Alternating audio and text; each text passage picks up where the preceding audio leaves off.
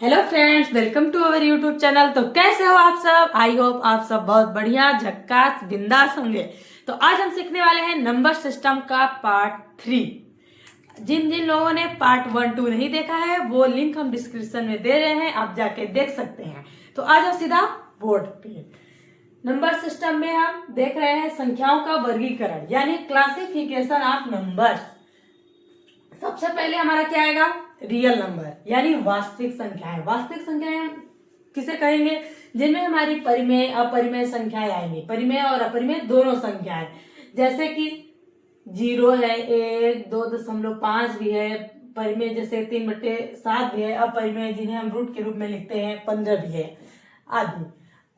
और हम क्या करेंगे, अब देखेंगे रियल नंबर के अंतर्गत दो संख्याएं परिमेय और अपरिमेय आती हैं। परिमेय सबसे पहले देखेंगे, परिमेय यानी रेशनल नंबर जिन्हें हम p/q के रूप में लिख सकते हैं।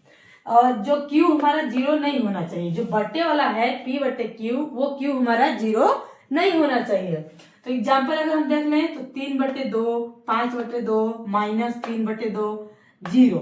लेकिन जो बटे है q है वो 0 नहीं होना चाहिए। इसी तरह आगे है अपरिमेय संख्याएं। अपरिमेय संख्याएं जिन्हें हम p/q के रूप में नहीं लिख सकते। इसके अंतर्गत आती है √3, √5, √6। इस तरह से अपरिमेय संख्याएं जिनमें हम रूट में लिखा जाता है, ये बटे में नहीं होती हैं, p/q के रूप में नहीं लिख सकते हैं। आगे हम समझेंगे। तो दोस्तों अब हम समझेंगे परिमेय संख्याएं हमारी दो प्रकार की होती हैं, एक पूर्णांक यानी इंटीजर और दूसरा भिन्न यानी फ्रैक्शन।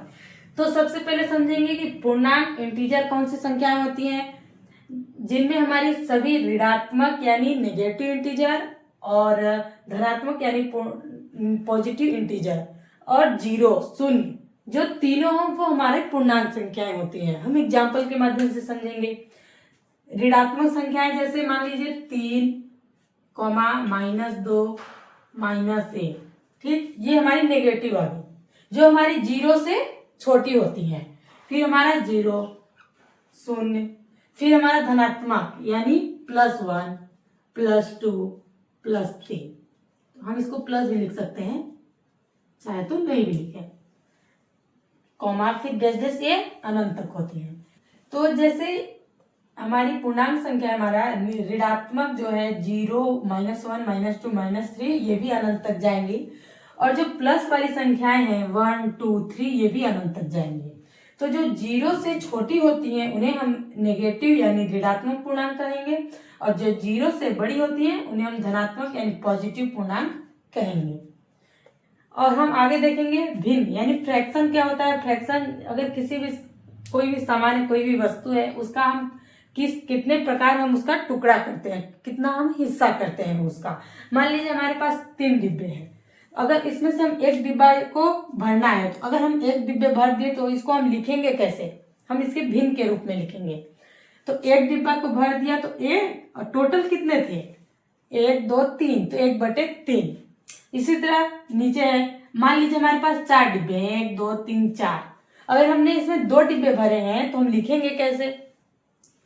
1 और 2, 2, फिर 1, 2, 3, 4, टोटल कितना है? 4 है। यानी कि अंश जो है हमारा वो 1 है, 1 भाग इसका भरा हुआ है, अंश जो है 1 भाग भरा हुआ है, और जो ये नीचे का है उसको हम हर बोलेंगे। अंश बटे हर 1/3, ये जो टोटल है उसको हम नीचे हर में लिखते हैं। इसी तरह ये भी है 2/4 अंश बटे हर। तो दोस्तों अब हम समझेंगे प्राकृतिक संख्याएं, पूर्ण संख्याएं, भाज्य संख्याएं, अभाज्य संख्याएं कौन कौन सी होती हैं। तो प्राकृतिक संख्याएं कौन सी होती हैं? जो हम दैनिक जीवन में गणना के रूप में प्रयोग करते हैं, जो हमारे मुंह से प्राकृतिक तौर पर निकलता है, प्राकृतिक रूप में निकलता है। जैसे कि 1, 2, 3, 4, 5, 6, 7, ये इन्फिनिटी तक, अनंत तक होती हैं। प्राकृतिक संख्याएं जो हमारे मुंह से प्राकृतिक तौर पर निकलती हैं, जिन्हें हम गणना के रूप में प्रयोग करते हैं, जैसे कि 1, 2, 3, 4, 5, 6, 7, 8 अनंत तक होती हैं। इसी तरह हम पूर्ण संख्या समझेंगे यानी होल नंबर। होल नंबर हमारी प्राकृतिक संख्याएं ही होती हैं इनमें हम जीरो भी मिला देते हैं, जीरो भी होती है। प्राकृतिक संख्याएं ही होती हैं जिनमें हम जीरो को भी मिला देते हैं, जैसे कि हो गया 0, 1, 2, 3, 4, 5, 6, 7, 8, ऐसे इन्फिनिटी तक, अनंत तक हो जाएंगे। चलिए अब हम भाज्य संख्याएं समझते हैं। भाज्य संख्याएं यानी कंपोजिट नंबर, जिनके 2 से अधिक फैक्टर हो, मतलब कि वो संख्याएं जिनके एक और जो एक और स्वयं के अलावा भी करती हो। जैसे कि अगर हम देखें एग्जाम्पल 4 है, 6, 8, 9, 10, 12, इस तरह से अनंत तक जाएंगे। जैसे कि अगर 4 है तो इसका हमारा एक भी फैक्टर होगा, यानी 1 चौके 4, और 2 दूनी 4 और 4 एकम 4, यानी इसका 2 से अधिक फैक्टर है। 6 है, 8 है, 9, इनके 2 से अधिक फैक्टर है। और हम आगे देखेंगे अभाज्य संख्याएं, प्राइम नंबर, जिनके केवल 2 ही फैक्टर हो, यानी कि किसी से भी नहीं कटती हो और इनके एक ही फैक्टर, एक और स्वयं से ही कटता हो। मान लीजिए जैसे 2 है, 2, 3, 5, 7, 11, इस तरह से हमारी अभाज्य संख्याएं होंगी। आई होप आपको ये वीडियो पसंद आया होगा। अगर वीडियो पसंद आया होगा तो वीडियो को लाइक करो, अपने दोस्तों के साथ शेयर करो और चैनल को सब्सक्राइब करो। Thank you so much.